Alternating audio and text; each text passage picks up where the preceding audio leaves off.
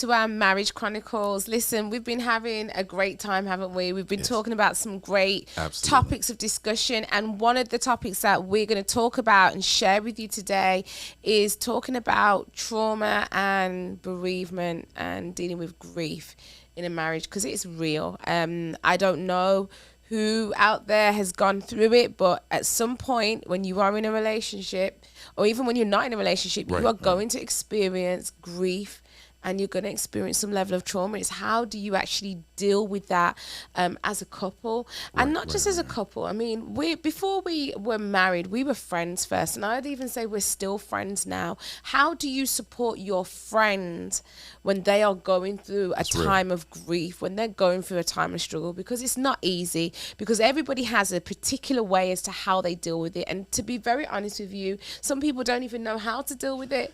And it's about how do you support that person when you know they have to deal with it and they're not ready to deal with it. I think this is a tough one. Yeah, this is a real tough one. This is not, in no way this conversation is really easy, because you're talking about you're married, you're experiencing trauma, and you got to experience, you have to grieve at the same time, a level of bereavement. I remember the first time that we had to really grieve. I feel like our whole journey of marriage has been a lot of grieving, because we've seen so much trauma, and sometimes some things that happen is a little bit of PTSD in regards to it. But I remember the first time that we went through what we went through, and that in particular, that's when we lost our first child. My wife was pregnant. I was so excited. I'm telling you, I was over the moon. Because I was going to be a dad. You know what I mean? I don't know about anybody else, but for me, it was so exciting just to know I was about to enter into that place. And then when we went to the doctor, that's what hit me. You know what I mean? Because I was expecting we're going to hear, the first heartbeat, everything to that degree. And we were just so excited. And all of a sudden, the doctor sent us to another medical facility, and saying you need to go ahead and get checked. And I'm there asking the doctor, what's wrong? It's still kind of hopeful. And the doctor said, we just need to send you there. Went to check. And I'm telling you, when we did not see the heartbeat of the child, my heart dropped. That you never forget that feeling, do you? Never. That first feeling of being told somebody's either died or somebody's sick. You never forget that feeling. It's like it's undescribable, that the intense emotion and disappointment that comes with that experience. And people don't realize how much that actually has an impact on how you progress and how you move forward in life, because trauma has, and experiences of grief, it affects you in a very, very, very big way. So I just reflected on that, because when you said how you felt, I remember how I felt as well. And it's almost like, how can we console each other now? Because we're both broken, we're both hurting right now. It's not just about me, it's about you too. And it's about how do we walk this journey and still be able to be the best support to each other. Because at the end of the day, sometimes when we are going through and when we do grieve, we can become quite self-centered. It's me going through this. This is my issue. This is my problem. And we kind of want to shut the world out. But we kind of found the benefit of actually really holding on to each other, really, didn't we? Like, you're absolutely right. We found it in holding on to us, holding on to each other, I should say.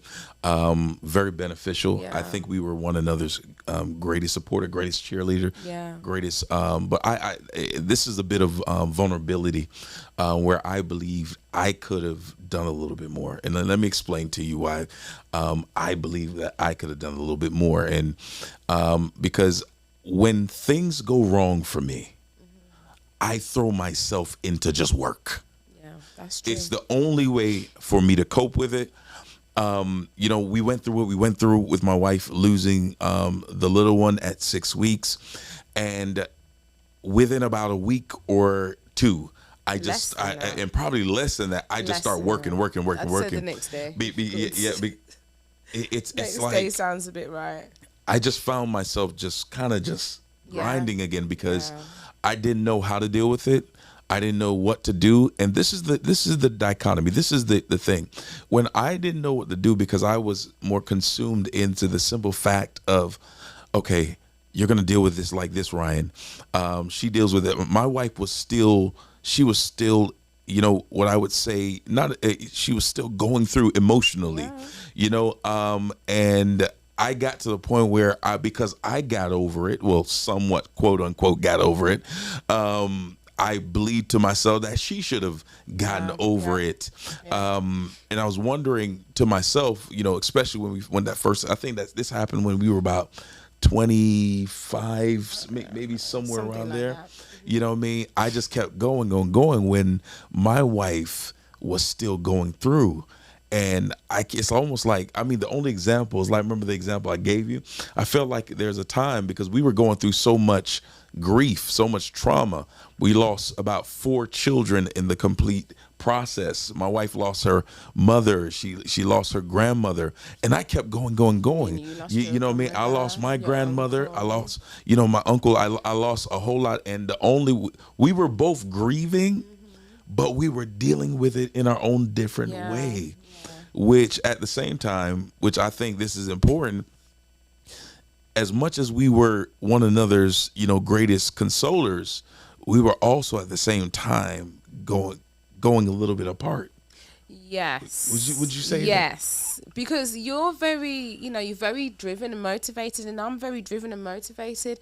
But I came to a point in my life where I was at a standstill. I could not go any further, and even if I could still go because I was very high functioning, right. I'm still going to get up, get dressed, do my hair, makeup, all that fantastic stuff. If you looked on the outside, you would think, okay, you're doing really well. Right. But on the inside, and if anybody who knew me and knows me well, I wasn't functioning at my highest level. In fact, I was just gliding through, existing.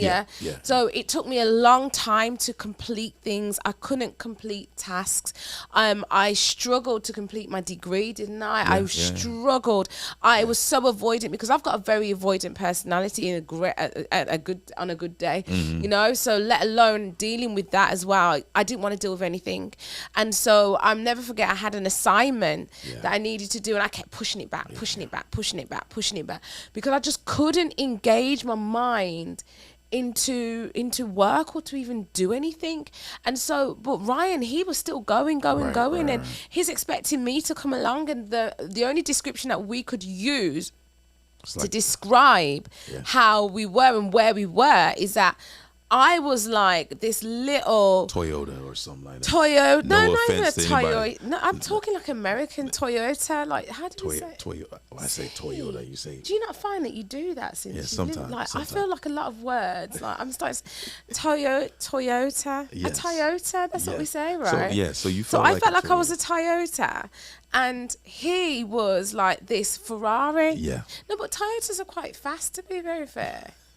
They're quite nippy, so I wouldn't say a Toyota. I was on a push bike, and he was a Ferrari. So push bike, I was on a push bike with my bad knees, and he was like in a Ferrari, and I'm trying to trundle along through life.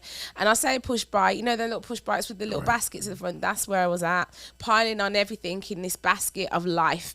And my husband says, zoom, zoom, like zooming past and starting a new project and doing this in church, and things are growing, and I'm just still trying to get up this hill of life. How did you find that, though? I felt left behind. I felt lost because I felt as well that I was inadequate because I was grieving and I was hurt, and no one could see I was hurt, but then at the same time people just expected me to get over it, right? And I felt that I didn't really isolate a time to grieve effectively. And I think my grieving happened way after a lot of these things that we went through happened. So I really felt that I felt lost. I felt really lost, and it wasn't until actually you had that conversation with me back in 2013, January. Never forget it. I know I'm really getting good with my dates. Wow. But yeah, January 2013, and you came down and you sat down with me. He says, Jay, look, I feel like I've been going full steam ahead and I've left you behind.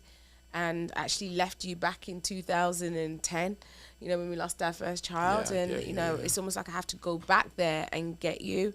And that made me cry, because it actually allowed me to, it made me feel that you acknowledged where I was at.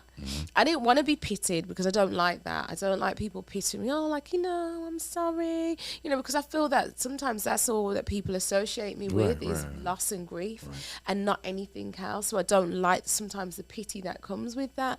So I kind of felt that, I felt at that time you caught me as a husband, and you grabbed me and you just nurtured me. I reversed. I basically reversed. You reversed your Ferrari. Yes. You came back and I had to come for you. We're a team. Yeah. We're as much as I'm a zealous individual, I'm an executor, try to make things happen. One thing I do not like is leaving any team member, partner, specifically my wife, behind.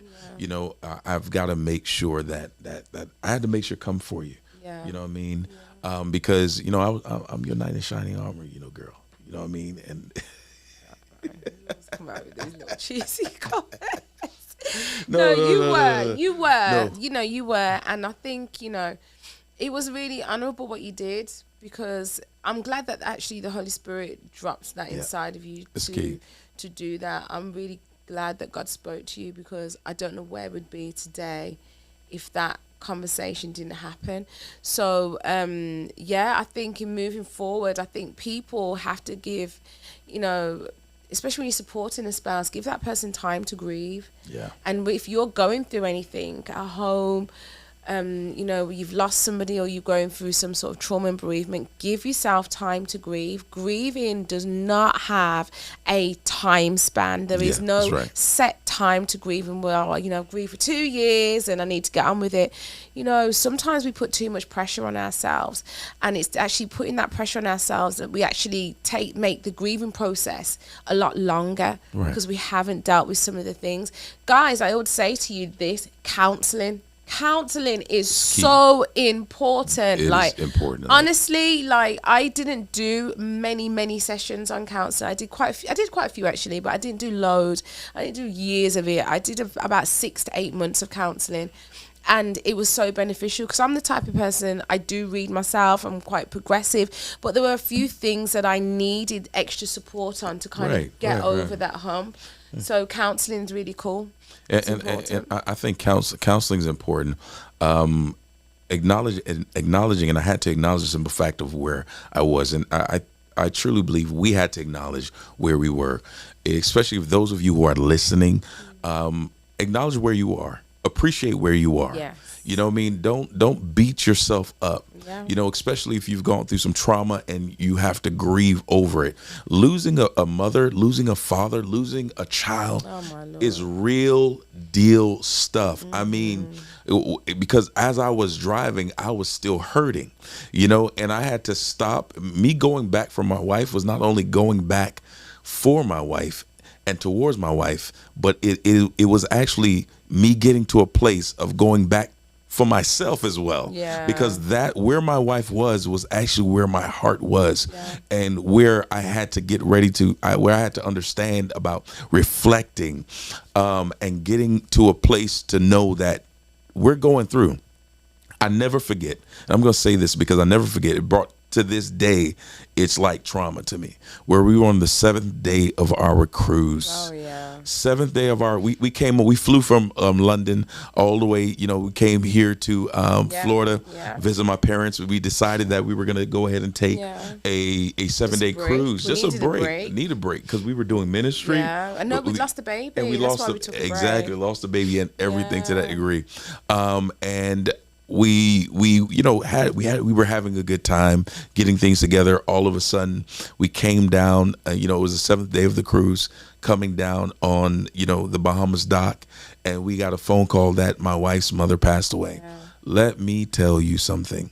As a man, we always believe that we have ourselves together and we have everything in control. But that was one thing I did not know how to deal with that situation to this day. I was really, oh my gosh. I mean, it was a bit of a wild situation really, because let's be real. I'm screaming, You know, everyone's walking off the ship. You can imagine the picture. I'm screaming. Ryan's trying to say, come on, Jay, get off the floor. And I'm screaming, crying, hot mess.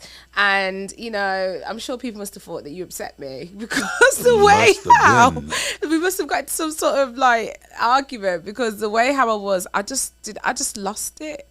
I did not know. It was such an intense emotions that I just did not even know what to do with myself. And so you were there, you tried your best, but I don't even remember much after that, and to be honest with you. This is important, babe. This is important that I realized sometimes in grief and in marriage, sometimes we don't have to always have the right words. Yeah. But sometimes I've learned to just be there. You know what I'm saying? Yeah. Just be there. Just sit down with you. Just talk to you. Yeah.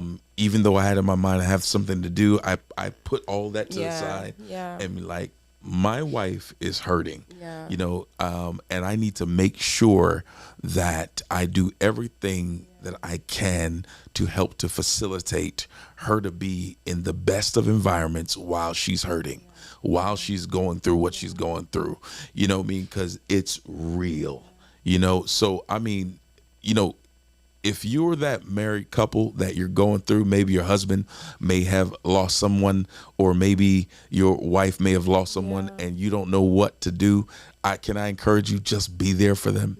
Just take time out, you know, love on them, you know, help, you know, oh my gosh, pray for them consistently, like, praying for them, laying hands on them, even when they're sleeping, that God would give them peace that surpasseth all understanding, because it's not an easy journey. No, it's not.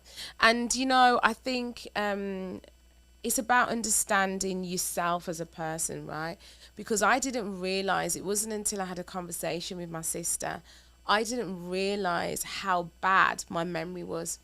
Wow. I had a very good memory as a child, but I realized that through all the trauma and experiences that I'd been through, because it was too much to deal with, I've blocked a lot of stuff out.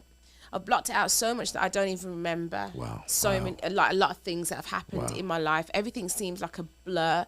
And I'm sure you went through a very similar situation. Because you almost want to forget. Yeah. No, but I was talking in reference to when you fell off a bike, different kinds of trauma. But you fell off, were riding your bike. And at the age of 12, and he fell off his bike, and his mum said she doesn't even know how he got home. To this day.